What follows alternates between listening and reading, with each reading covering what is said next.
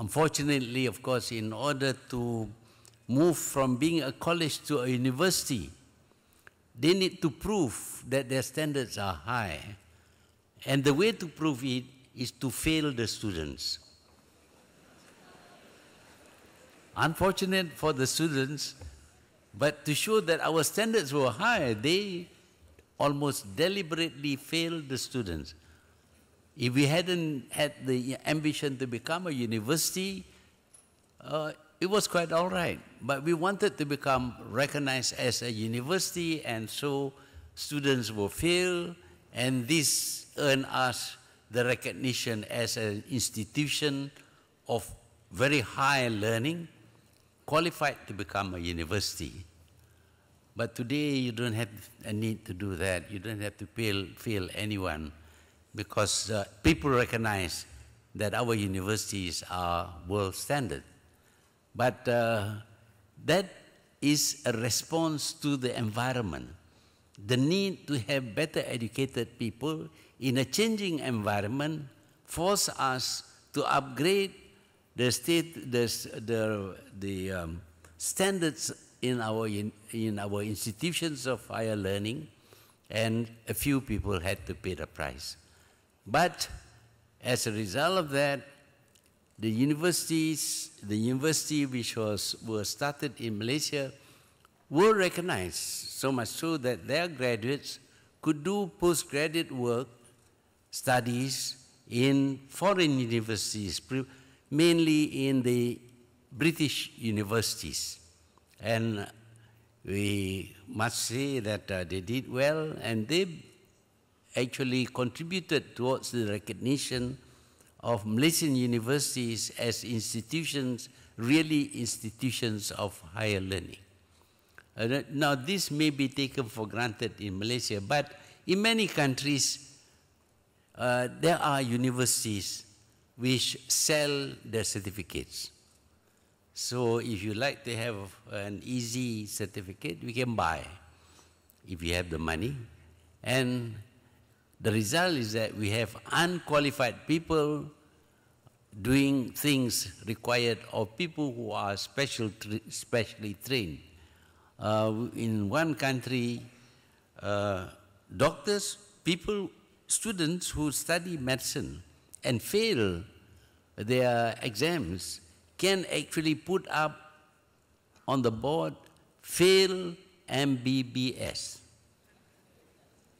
in the belief that, well, a person who has studied medicine at least knows something better than an ordinary man in the street.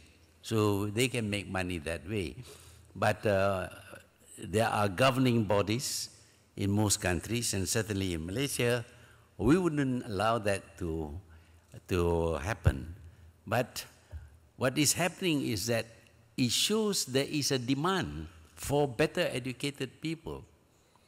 And all along, the demand for education kept on increasing. The levels kept on being raised, so that we are not satisfied with a BA, Bachelor of Arts. In those days, if you pass the BA, you are considered as capable of doing anything. But of course, Bachelor of Arts is nothing. You need to have a master. You need to become a PhD, a doctor, and even go beyond that. So all along you see progress being made in education in keeping with progress of society. We must realize that we live in a scientific age. Science has contributed much to our life, our way of living. Anywhere you go, anything you do, it is related to the contribution of science to your well-being as people, civilized people almost. For example, if you want to come here, you need to be transported.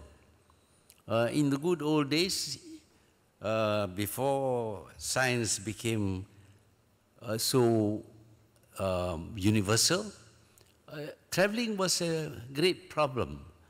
the people from China who came to Malaysia before had to sail in junks. It took them 6 months to reach from China to Malaysia. And along the way, many of them perished because of storms, shipwrecks, etc. Today, science has made it possible for a Chinese in Kunming to fly to Kuala Lumpur in 3 hours. This represents a change. The people today are much more mobile, much more able to migrate and live in other parts of the world than ever before. This is the contribution of science. That's just one thing. But of course, today, we can see that we can communicate much more easily, not only in terms of ease of travel, mobility. We also can communicate directly with someone who's halfway around the world. We can talk to somebody who's in New York or in Washington as if he is next door. The cell phone today is a fantastic broadcasting and receiving station. It broadcasts your voice right up to 12,000 miles away, and you receive instantly the reply from 12,000 miles away, and it is perfect. But of course, we've gone beyond that. We can now send pictures, movies, very, very simply, because of this very small broadcasting and receiver set that you carry in your pocket. Well, when radio became, when radio was first applied, you have to have a big house to house all the complex instrument for broadcasting. And you have to have aerials, very high aerials, with lots of wires going between the aerials in order to broadcast. And the sounds, you have all kinds of screaming sounds, whistling sounds. It was not perfect at all.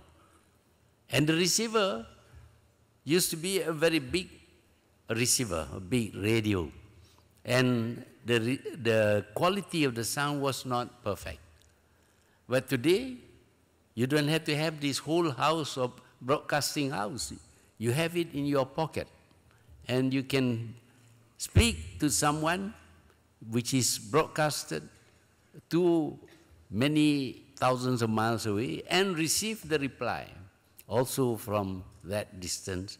And the quality is so good. Why is the quality so good now? And it was not so good 30 years, 40 years, 50 years ago. It's all about science. Science keeps on improving and improving on all the discoveries that we made before so that they will serve us better. Today, we can communicate much better than ever before. And because we can communicate, we will know more about the rest of the world than we used to. As a boy, I remember my world was confined to this street called Seberang Perak. Just one road, that's all I knew about the world, because I had no access to the rest. And then, of course, my world enlarged a little bit to include the town of Alostar, the school, which was about a mile away from my house. Eventually, I was able to travel a little bit, first to Penang, for example, and eventually I went to study in Singapore, and after graduating, I was able to travel to countries like Japan and Europe. Obviously, the world for me was enlarging. It was enlarging at a very rapid rate, although by our present standard is quite slow, but it was enlarging. And the enlargement of our field of activity requires that we make adjustment.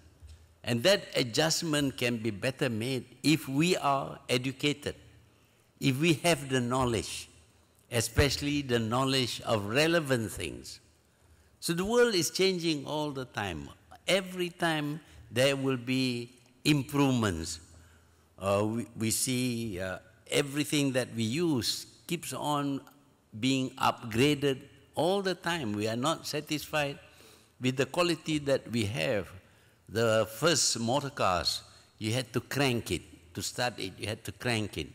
Today, you go there and press a small button, the car stops, the car starts, and you could hardly hear the engine.